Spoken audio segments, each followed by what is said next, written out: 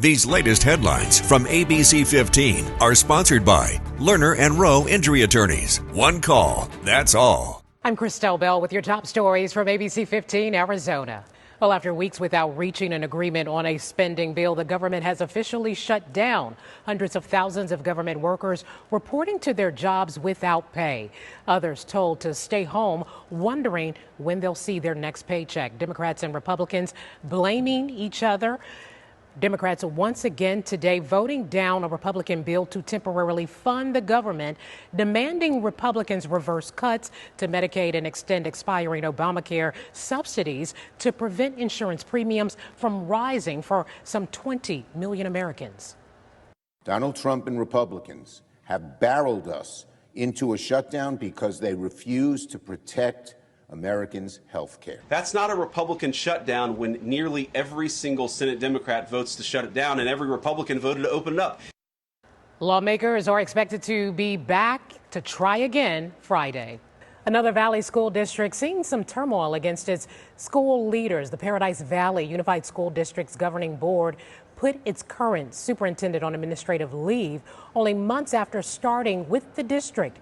Why Superintendent Todd Cummings was put on leave is currently unclear. However, there are allegations that have come up from his former school district in South Bend, Indiana. An investigator hired for the district in Indiana tells ABC15 they're still looking into claims that the district under his leadership at the time was artificially inflating grades. Cummings was put on leave by his former district earlier this year and then was hired by Paradise Valley in March, and parents say that they're concerned about the turnover. We've had so much upheaval over the last couple of years with leadership changes and school closures, and our kids deserve a ship that has a captain who can sail us smoothly. ABC15 asking questions as to why the superintendent was put on leave, but they went unanswered. However, in a previous inquiry in September, the school board president said in a statement that they were, quote, aware of his pending retirement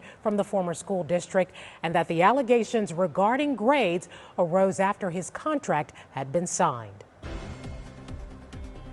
Well, today, the Maricopa County Board of Supervisors canvassing the Valley's votes for the Congressional District 7 special election. We checked the unofficial results on the county elections website.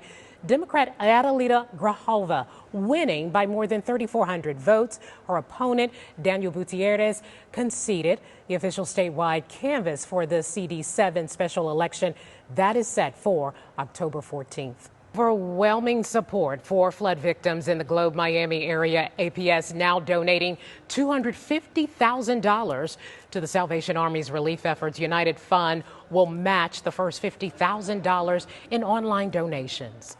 The Federal Trade Commission suing Zillow and Redfin over what it says is an unlawful agreement. Zillow agreed to pay Redfin $100 million to remove Redfin as a competitor.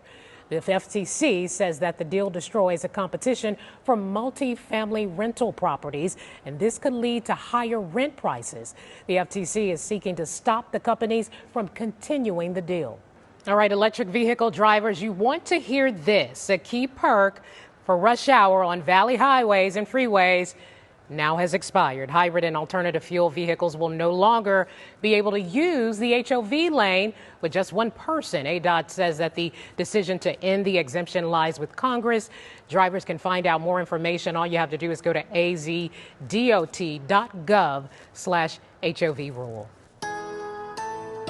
Tracking your forecast, I'm meteorologist Justin Hobbs. Things continuing to heat up here in the valley as high pressure builds in. We'll start off our Thursday morning, 74 degrees, warming up to 93 by noon. 101's where we're going for the afternoon, putting us several degrees above where we should be this time of the year.